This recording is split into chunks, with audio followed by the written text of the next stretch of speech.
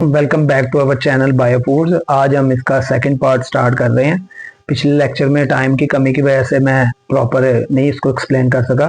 इंशाल्लाह जो पीसेस उसके बाकी रह गए हैं तो उस पर हम दोबारा चलते हैं। तो हमारा टॉपिक था होलिस्टिक अप्रोच। होलिस्टिक अप्रोच जी, तो इस पे हम बात कर रहे थे। दूसरा हमारा टॉपिक था डाइट थेरापी, उसको मैं बाद में कवर करूंगा, ये थोड़ा सा टाइम कंज्यूमिंग सब्जेक्ट है। तो holistic approach, does it really work? क्या ये वाकयातन काम करता है? अक्सर लोग ये सवाल करते हैं, मेरे दिमाग में भी यही सवाल था कि क्या वाकयातन खुराक के जरिए हम बीमारियों पे काबू पा सकते हैं? क्या हम एक सेहतमंद जिंदगी बगैर दवाइयों के गुजार सकते हैं?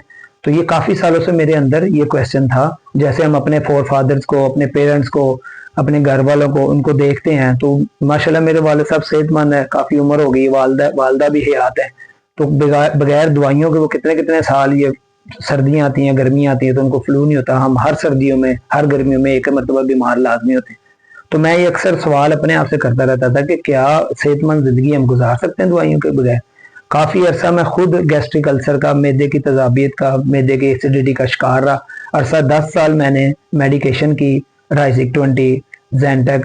तो डॉक्टरों ने मेरी बायोप्सी की, मेरा एंडोस्कोपी की शेख जैद हॉस्पिटल से। 10 साल मैं मेडिकेशन पे था, आउट ऑफ कंट्री जाना तो दवाइयां प्रिस्क्राइब करके साथ लेके जाना।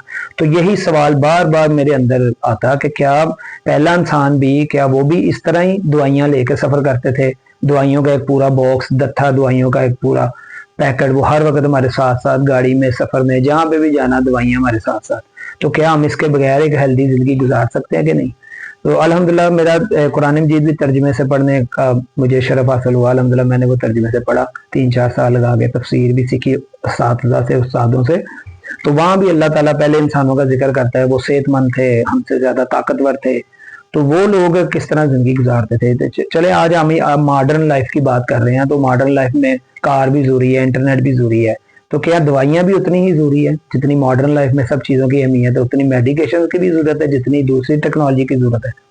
तो ये हर वक्त मेरे अंदर एक सवाल रहता था कि मैं इसको सीखूं कि क्या वाकई इंसान दवाइयों के बगैर जिंदा रह सकता है?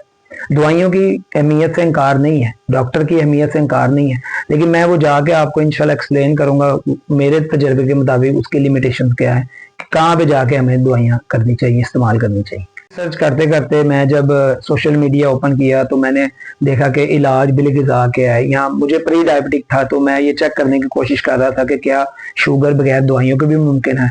उस सिलसिले में मैंने पाकिस्तान में माशाल्लाह काफ़ी मरूफ हकीम है, उनको भी सुना है इंटरनेट पे, यूट्यूब पर लेक्चर सुने। तो बीइंग ए साइंस स्टूडेंट मुझे, क्योंकि मैं साइंस बेस्ड स्टूडेंट हूँ, तो साइंटिफिक अपील करना चाहिए, उसकी कोई बेस होनी चाहिए, कोई पीछे उसकी केमिस्ट्री होनी चाहिए। तो मैं साइंस स्टूडेंट होने के नाते इतना मुतमिन नहीं हुआ। तो उसके बाद फिर मैं जब रिसर्च करता रहा तो मैंने फिर अमेरिकन डॉक्टर सुने। उनमें से डॉक्टर स्टीन अकबर हैं जो मेरे मेंटोर हैं, उनको मैंने बहुत सुना। डॉक्टर स्टीन अकबर, ये वो 4 डॉक्टर हैं जिनको मैंने बहुत ज्यादा सुना सोशल मीडिया पे। डॉक्टर स्टीन अकबर हैं, बहुत जबरदस्त होलिस्टिक ट्रेनर हैं, गोल्ड मेडलिस्ट है, मैराथन के डॉक्टर हैं और होलिस्टिक ट्रेनर हैं। इलाज बिल ग़िज़ा अगर आपने सीखनी है, जिनकी इंग्लिश बहुत अच्छी है, जो इंग्लिश और केमिस्ट्री थोड़ी सी जानते हैं, तो वो इनको सुने। उसके बाद डॉक्टर एरिक बर्ग हैं, ये बड़े जबरदस्त न्यूट्रिशन डॉक्टर हैं। इसके बाद डॉक्टर कैनबेरी हैं, ये भी डॉक्टर है और न्यूट्रिशन डॉक्टर हैं। इसके बाद नंबर 4 पे जब लास्ट मैंने सुना डॉक्टर पॉल साल्डिनो। तो ये 4 डॉक्टर मैंने कसरत से सुने, इनके लेक्चर सुने, इनको समझा, फिर इसके बाद इनकी डाइट पे अमल किया तो अल्हम्दुलिल्लाह मुझे बहुत ज्यादा इंप्रूवमेंट हुई। इन होलिस्टिक डॉक्टर्स को जब मैंने सुना, इनके लेक्चर सुने, पॉडकास्ट देखे, काफी काफी लंबे लेक्चर थे, तो 2-2 घंटे का, 1.5-1.5 घंटे का, ये सारे मैं सुनता रहा, समझता रहा। तो मेरा अल्हम्दुलिल्लाह अपना भी इस्लामी थोड़ा सा मुताला है, नॉलेज है अल्हम्दुलिल्लाह। तो मैं फिर इस कंक्लूजन पे निकला कि जो हमारी इस्लामी तिब है अल्हम्दुलिल्लाह बड़ी जबरदस्त चीज है। अल्लाह ने उसमें हमें हर चीज दे दी है, रोजा, फास्टिंग।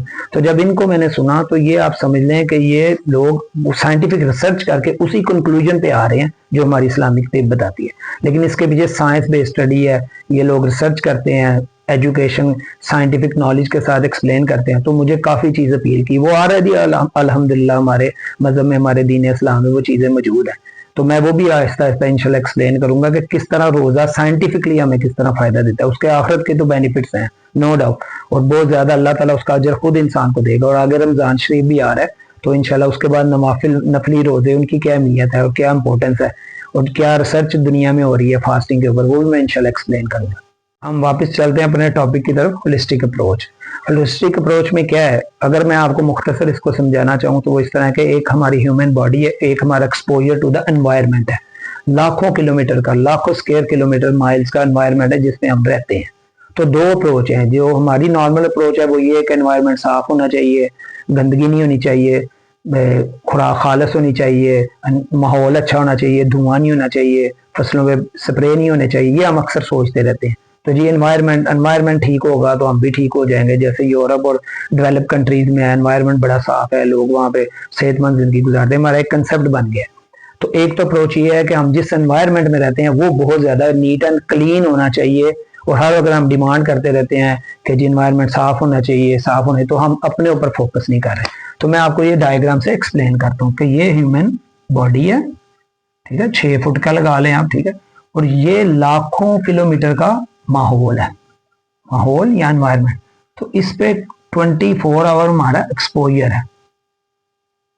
सेहतमंद रहने की ये है जो हम सोचते हैं और अक्सर हमें बताई भी जाती है कि हमारा एनवायरनमेंट बहुत क्लीन नीट, हर जगह पेस्टिसाइड क्लीन, माहौल में एंटीसेप्टिक लगाया हो, फ्लोर क्लीनर लगाया हो, पैकेट में बंद खुराक हो, जरासीम ना हो, तो ये सारे हम सोचते हैं एनवायरनमेंट है, तो हम कमजोर हैं। एक तो ये कि ये एनवायरनमेंट इतना नीट एंड क्लीन हो तो हम बीमार भी होंगे तो हम महफूज रहेंगे। एक तो ये अप्रोच है।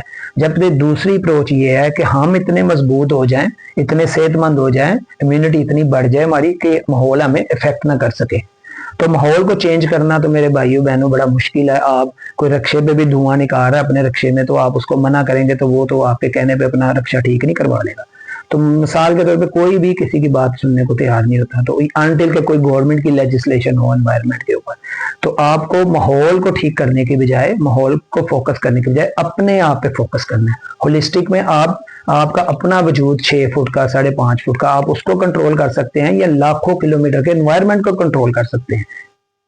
तो जो अपने आप पे फोकस करने की अप्रोच है वो ज्यादा इजी है माहौल को चेंज करने की निस्बत में। आप अपने आप को मजबूत करें, अपनी इम्यूनिटी को मजबूत करें, तो वो आप माहौल आपको इतना अफेक्ट नहीं करेगा। जैसे बाज लोगों को डस्ट से बड़ी एलर्जी होती है, डस्ट अगर पड़ जाए तो वो उनको दमा हो जाता है। तो क्या वो माहौल सारा क्लीन करेंगे, साफ करेंगे, या वो अपने आप को बेहतर करेंगे? तो ये अप्रोच होलिस्टिक वाले डॉक्टर्स की है कि आप अपनी इम्यूनिटी बेहतर करें। आपकी 6 फुट की बॉडी में 2-3 इंच का मुंह है, उसको आपने कंट्रोल करना है, और वो कैसे करना है वो भी आप उसकी प्रॉपर में उसकी आपको ट्रेनिंग दूंगा। मेरा ये होलिस्टिक अप्रोच पे बिलीव किस तरह बढ़ा, जब 2019 में लॉकडाउन था कोरोना में, तो मुझे काफ़ी हेल्थ इश्यूज थे, वजन मेरा ज़्यादा था, जो जॉइंट्स में पेन होती थी, यूरिक एसिड था, प्री डायबिटिक मेरी डायग्नोज होगी, जब लिपिड प्रोफाइल कराया तो ट्राइग्लिसराइड ज़्यादा, फैटी लीवर ज़्यादा। तो उस दौरान मैं मेडिकेशन तो ले रहा था डॉक्टर के मशवरे के मुताबिक, और साथ साथ मैं दुआ भी कर रहा था नमाज में कि अल्लाह ताला मेरी रहनुमाई फरमाए। अल्लाह ताला को एक तंदुरुस्त मुसलमान, तंदुरुस्त मोमन कमजोर मुसलमान से ज्यादा पसंद है। तो मैं यही दुआ कर रहा था कि अल्लाह ताला मुझे तंदुरुस्ती दे। तो साथ साथ ये मैं कोशिश भी कर रहा था, सीखने की भी कोशिश कर रहा था कि मेरी बीमारी है क्या और क्यों है, क्या इसका कोई और भी सोल्यूशन है। तो जब मुझे प्री डायबिटिक डायग्नोज हुई तो मुझे मेटफॉर्मिन या ग्लूकोफिज मुझे दवाई प्रिस्क्राइब की गई कि ये आपने लेनी है जी, आपको प्री डायबिटिक है। तो मैंने ये सवाल किया कि डॉक्टर साहब ये मैंने कितना अरसा के लिए लेनी है? तो उन्होंने बोला कि ये प्रोग्रेसिव डिजीज है और ये लाइफ टाइम चलती है, ये 7 साल चलती रहेगी, आपको ये मेडिकेशन करनी पड़ेगी। तो मैंने फिर सवाल किया कि डॉक्टर साहब कोई तो इलाज होगा इसका, कि कोई तो होगा कि मुझे ये लाइफ टाइम ना खानी पड़े। तो उन्होंने बोला कि आप अपना वेट कम कर लो, वजन कम कर लो, तो आप इंशाल्लाह आपकी ये दवाई से जान छूट जाएगी। तो उस दौरान फिर मैंने डॉक्टर साहब से पूछा कि मुझे आप वजन कम करने का ही कोई तरीका बताएं। तो डॉक्टर साहब ने बोला कि आप कम खाएं तो आपका वजन कम हो जाएगा, सिंपल इज दैट। डॉक्टर साहब के मशवरे के मुताबिक मैंने कम खाना शुरू कर दिया, दिन में खुराक कम कर दी, रोटी कम कर दी, चावल कम कर दिए। अब दूसरे तीसरे दिन जाके मुझे इतनी शदीद भूख लगी, इतनी भूख लगी कि मैंने पूरे 3 दिन की कसर निकाल दी। तो मैं सस्टेन नहीं कर पाया, जो मेरी कैलोरी रिस्ट्रिक्शन डाइट थी मैं उस पर सस्टेन नहीं कर पाया, और कोई इंसान भी उस पर सस्टेन नहीं कर सकता। मैं वो आगे जाके आपको बताऊंगा उसका तरीका क्या आता है। तो फिर ये इस तरह है कि एक इंसान को आप बंद कमरे में दाखिल कर दें, दरवाजा लॉक कर दें और कहें कि बाहर निकल के दिखाओ, तो वजन कैसे कम करें? तो जाहिर बात है इंसान की बॉडी की एक नीड्स है 2000 या 2500 कैलोरीज उसकी नीड है, 2000 या 2500 कैलोरी उसने डेली की लेनी है। उसकी बॉडी काम करती है, मसल्स काम करते हैं, उसको इतनी कैलोरी चाहिए। तो जब हम रोटी, चावल, चीनी, मैदा और दूसरी चीजें कम कर देंगे तो हमें मुतबादल कोई फ्यूल बढ़ाना पड़ेगा। उसमें प्रोटीन बढ़ाएंगे, फैट बढ़ाएंगे, लेकिन फैट का तो फोबिया है, फैट से तो डराया गया कि आप फैट खाएंगे तो कोलेस्ट्रॉल बन जाएगा।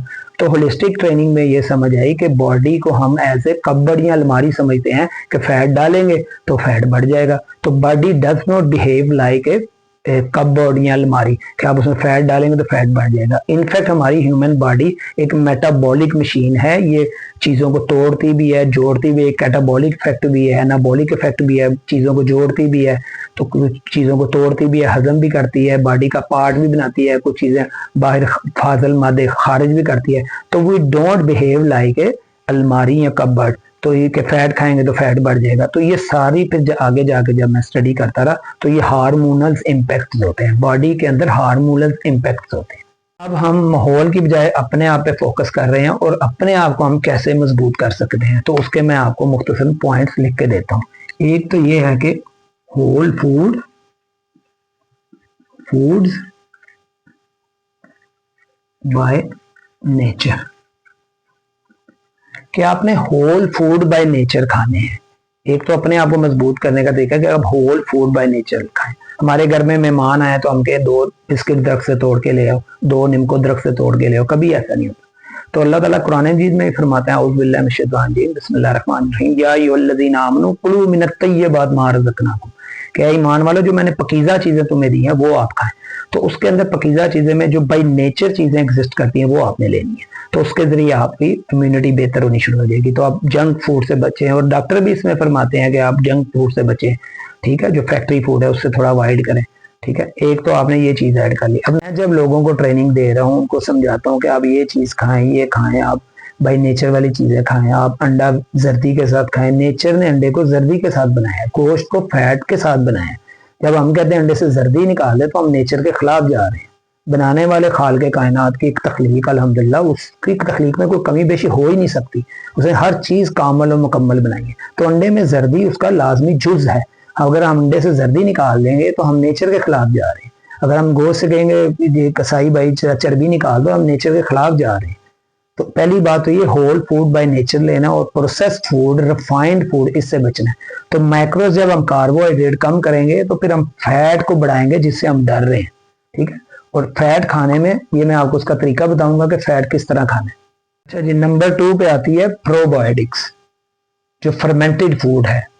तो यही हमारा मकसद है कंपनी बनाने का, फर्मेंटेड फूड पे हम काम करें। आज से कुछ अर्सा पहले तक जो लोग थोड़े पिछले वक्त को जानते हैं तो उस वक्त कांजी, बड़ियाँ, घर का चार, ये चीजें आम घरों में बनती थी, तो इसकी जगह पैकेट फूड ने ले लिए। तो आप फर्मेंटेड फूड की तरफ आएंगे, उसमें हमें मिलेंगे प्रोबायोटिक्स। प्रोबायोटिक्स क्या होते हैं? गुड बैक्टीरिया होते हैं जो आपकी इम्यूनिटी को मजबूत करते हैं।